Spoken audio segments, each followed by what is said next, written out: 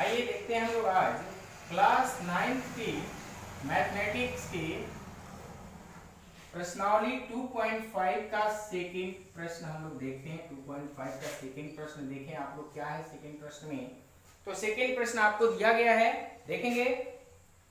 सीधे गुणा किए बिना निम्नलिखित गुणनफलों के मान ज्ञात कीजिए। और पहला प्रश्न आपको दे दिया गया है 103 गुणे 107। देखिए जरा इसको आपको करना क्या होता है, इसको करना यह होता है कि इसको छोटे अंकों में 100 के करीब में, सैकड़े के करीब में लिखना होता है।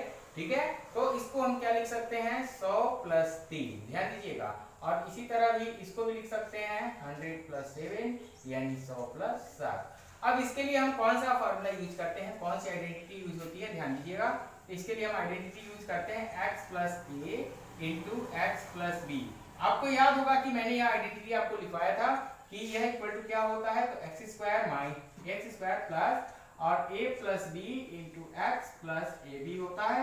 इस तरह से हम क्या लिख सकते हैं, यहाँ पर ध्यान दीजिए एक्स स्क्वायर है यानी 100 का स्क्वायर लिखेंगे और फिर प्लस a प्लस बी है यानी 3 और 7 को ऐड कर देते हैं और उसके बाद से x लिखा है यानी 100 और a इंटू बी है यानी 3 इंटू 7 कर देते हैं। आइए देखें इसको क्या लिख सकते हैं हम लोग। तो दो जीरो का स्क्वायर जब हम करते हैं तो 4 जीरो होते हैं और 1 का स्क्वायर 1 होता है। 3 7 10 इंटू 100 प्लस 3 7 या 21 होता है। इस प्रकार से ये हो जाएगा 10,000 प्लस 1,000 प्लस 21। अब सबको हम जब ऐड करते हैं तो ध्यान दीजिए यूनिट प्लेस से ऐड करते हैं 1 0 और 0 ऐड करेंगे तो 1 होगा, 2 0 और 0 ऐड करेंगे 2 होगा, थर्ड प्लेस पे 0 है तो 0 हो जाएगा और उसके बाद से फिर फोर्थ प्लेस पे 1 हो जाएगा, फिर फिफ्थ प्लेस पे भी। ये हमारा आंसर इस प्रकार से बन जाता है। इसी प्रकार से देखते हैं 95 इंटू 96 दिया है, ध्यान दीजिए 95 इंटू 96 दिया है। तो क्या करेंगे इसके लिए, तो इसको भी हम क्या करते हैं 100 माइनस 5 और सेकेंड में क्या हो जाएगा 100 माइनस 4। यह कौन सी आइडेंटिटी यूज होगी, तो इसके लिए आप देखें जरा, आपको इसको भी यूज कर सकते हैं। आइडेंटिटी हमारी होती है x minus a into x minus b equal to क्या हो जाता है, यह इक्वल टू होता है एक्स स्क्वायर, ठीक है, और माइनस का a प्लस बी और सेकेंड ब्रेकेट क्लोज होने के बाद से सेकेंड टर्म हमारा बनता है प्लस का a इंटू बी। बस इसी आइडेंटिटी पे आप यूज करेंगे और इसको सॉल्व करेंगे। आइए इसको सॉल्व भी करके हम आपको दिखा देते हैं, देख लीजिए। इसको सॉल्व करते हैं क्या मिलता है हमको, देखेंगे। फर्स्ट टर्म का स्क्वायर है, इस प्रकार से लिखते हैं 100 स्क्वायर माइनस और a प्लस बी है यानी 5 प्लस 4 हो जाता है और इंटू 100 हो जाएगा, फिर प्लस का a इंटू बी है यानी 5 इंटू 4 हो जाएगा। इस प्रकार से हम क्या पाते हैं, ये हो जाता है 100 स्क्वायर 10,000 हो जाएगा और 5 4 9 इंटू 100 हो जाता है और प्लस 5 4 जा 20 हो जाता है। इस प्रकार से हम क्या करते हैं 10,000 माइनस 9 1 जा 900 हो जाएगा और प्लस का 20 हो जाता है। अब क्या करते हैं, तो 10,000 से 900 जब माइनस करते हैं हम लोग तो कितना मिलता है हमको 9,100 हमको प्राप्त होता है और प्लस का ये 20 यानी 9,120 हमको प्राप्त होता है। इस प्रकार से आइए इसका थर्ड हम देखते हैं। 104 प्लस 96 दिया हुआ है, तो 100 प्लस 4 प्लस 96 को कैसे तोड़ेंगे इसको भी देख लीजिए। मेरे बच्चों वीडियो में लगातार आप लोग बने रहिए क्योंकि आपको मेरा पूरा प्रयास है कि सबसे इजी वे में आपको समझाया जा सके। ध्यान दीजिए यहाँ गलती से मैंने प्लस लिख दिया था, 104 इंटू 96 हो गया। अब इसको लिख सकते हैं हम लोग 100 प्लस 4 और इसी तरह इसको जब हम तोड़ते हैं तो 100 माइनस 4। आपको बस इतना ध्यान देना होता है कि कौन सी आइडेंटिटी यूज हो रही है। अगर हमने लिखा x प्लस ए और x माइनस ए तो आप जानते हैं आइडेंटिटी होती है एक्स स्क्वायर माइनस ए स्क्वायर की, इसलिए हो जाएगा 100 square minus 4 square that is कितना हो जाएगा, तो 10,000 माइनस 16 और जैसे ही इसको हम सॉल्व करते हैं 9,984 आपका आंसर आ जाता है। पहले बच्चों इस तरह से आइए हम तीसरे टर्म पे चलते हैं और देखते हैं तीसरा टर्म क्या है। तीसरा टर्म देखने से पहले एक बार हम फार्मूले जितने भी हैं उनको एक बार दोहरा लेते हैं। तीसरे टर्म में क्या है देखिए, तो पढ़ लीजिए, वाले प्रश्नों को पढ़ लीजिए तीसरे।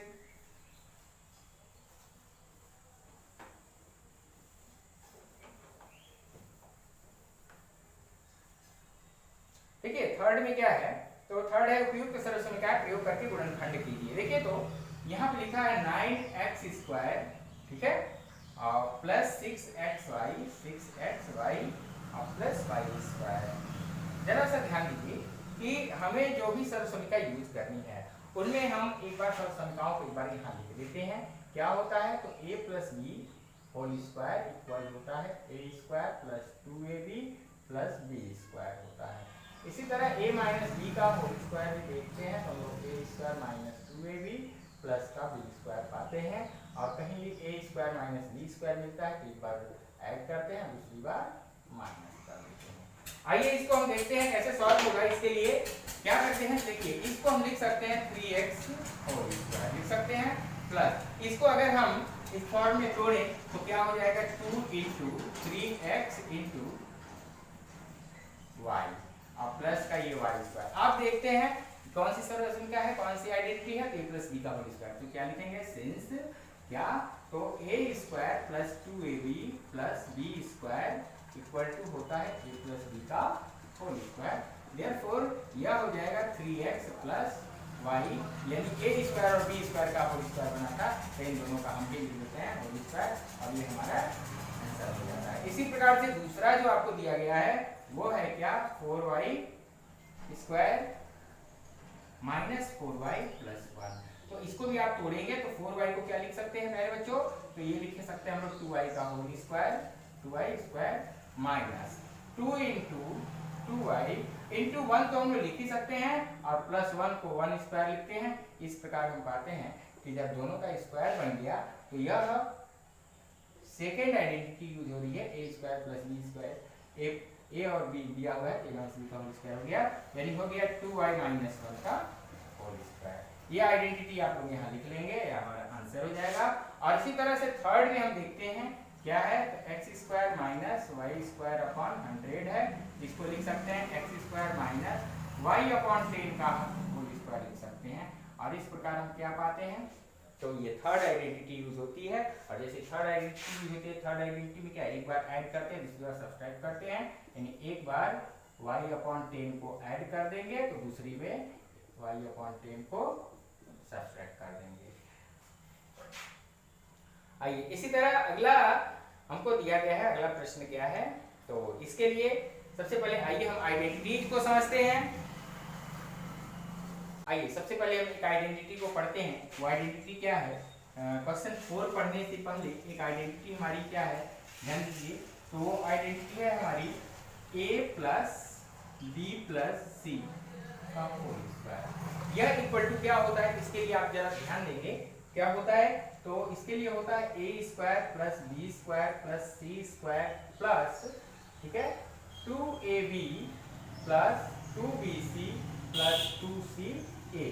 करना ये होता है, ध्यान दीजिए आपको, अगर ये तीनों नंबर पॉजिटिव हैं तो आपको कोई दिक्कत नहीं होती है, कोई प्रॉब्लम नहीं आती है। लेकिन दिक्कत हमें तब आती है, उस कंडीशन में आती है जब यह माइनस होने लगे, अर्थात a माइनस बी प्लस सी हो जाए। तो क्या करेंगे, तो इसमें ध्यान रखेंगे जो b जहां भी आएगा वह माइनस कर देगा, केवल इसमें यह प्लस में रहेगा। अर्थात हम ये ध्यान दीजिए फॉर्मूले कैसे लिखते हैं, a² plus b² plus c², ये तीन तो ऐसे रहते हैं प्लस। अब देखिए इसमें b है, तो b जब आ गया तो इसके आगे के चिन्ह को हम बदल देते हैं, माइनस का 2ab हो जाएगा। अगले में भी b है तो 2bc हो जाएगा, लेकिन उसके अगले में b नहीं है तो ये प्लस हो जाता है और ये 2ca हो जाता है। इसी प्रकार से अगर हम लिखते हैं a प्लस बी माइनस सी का होल स्क्वायर लिखते हैं तो क्या हो जाता है, a² plus b² plus c², और माइनस का 2ab, ध्यान रखेंगे इसमें c को माइनस करेंगे, जहां जहां हमको c मिलेगा उस c को केवल माइनस करेंगे। और इसमें हम देखते हैं क्या, तो माइनस का 2bc माइनस का 2ca। इसी प्रकार से अगर हम लिख देते हैं minus a plus B plus C, तो जहां जहां a मिलेगा हमको सिर्फ स्क्वायर वाले टर्म को छोड़ करके, ठीक है ना, वहां वहां हम लोग माइनस में लिख दिया करेंगे 2bc माइनस का 2ca। ध्यान दीजिए जहां भी हमको a मिलेगा इसमें, यानी जो माइनस है, अगर सिंगल जो माइनस है उसको माइनस करते हैं। अगर कहीं प्रश्न में हमको इस प्रकार दे दिया a माइनस बी माइनस सी, यानी दो टर्म को माइनस कर दिया, तो ध्यान रखिएगा ऐसा करने से पहले ये तीनों तो हमेशा हर कंडीशन में प्लस रहते हैं, लेकिन ये ध्यान रहे कि ये दोनों माइनस वाले जहां मिलेंगे वहां प्लस हो जाएंगे, बाकी सब माइनस हो जाएंगे, यानी माइनस का 2ab माइनस का 2ab प्लस का 2bc और फिर हो जाता है माइनस का 2ca। इस प्रकार से ये सभी आइडेंटिटी होती है। यानी आपने देखा होगा कि आपको अगर केवल यह याद है और थोड़ा सा सेंस यह रखें कि जिसके सिंबल माइनस होते हैं वह माइनस हो जाता है, परंतु अगर दो माइनस है तो वह हमेशा पॉजिटिव रहेगा। इस बात का आप लोग ध्यान करेंगे, ध्यान रखते हुए आप लोग सॉल्व करेंगे। जैसे देख लीजिए पहला दूसरा तीसरा जो भी प्रश्न है आप लोग सॉल्व करेंगे। अगर कोई दिक्कत आती है तो अगले वीडियो में मैं इसको बता दूंगा, बस आप कमेंट बॉक्स में लिख कर दे दीजिए, मैं इसको सॉल्व कर दूंगा। और अगर आ जाता है, अगर आप कमेंट बॉक्स में नहीं लिखते हैं तो इसे हम जान जाते हैं, हमें स्पष्ट हो जाएगा कि आपने इसको समझ लिया और सॉल्व कर दिया है। तो आप कमेंट बॉक्स में हमें अवश्य लिखकर बताएंगे कि हाँ सर हमें एक प्रॉब्लम है, हमें समस्या है, इसको एक दो प्रश्न को एग्जाम्पल के द्वारा समझा दीजिए, तो हम आपको पूरा समझाने का प्रयास करेंगे। और लगातार इसी वीडियो के साथ बने रहिए, आगे अगली प्रश्नावली पढ़ेंगे और बहुत जल्द ही आपको एक ट्रिक के द्वारा हम आपको बताने वाले हैं कि किसी भी संख्या का वर्ग और वर्गमूल कैसे निकाला जाता है। अगली वीडियो में इसको हम लोग देखेंगे कि 1 से लेकर के 1000 तक का वर्ग कैसे निकालते हैं, स्क्वायर कैसे निकालते हैं और उनका रूट कैसे निकालते हैं, चाहे वो वर्ग पूर्ण हो या न हो। तो लगातार बने रहिए इस वीडियो के साथ। धन्यवाद।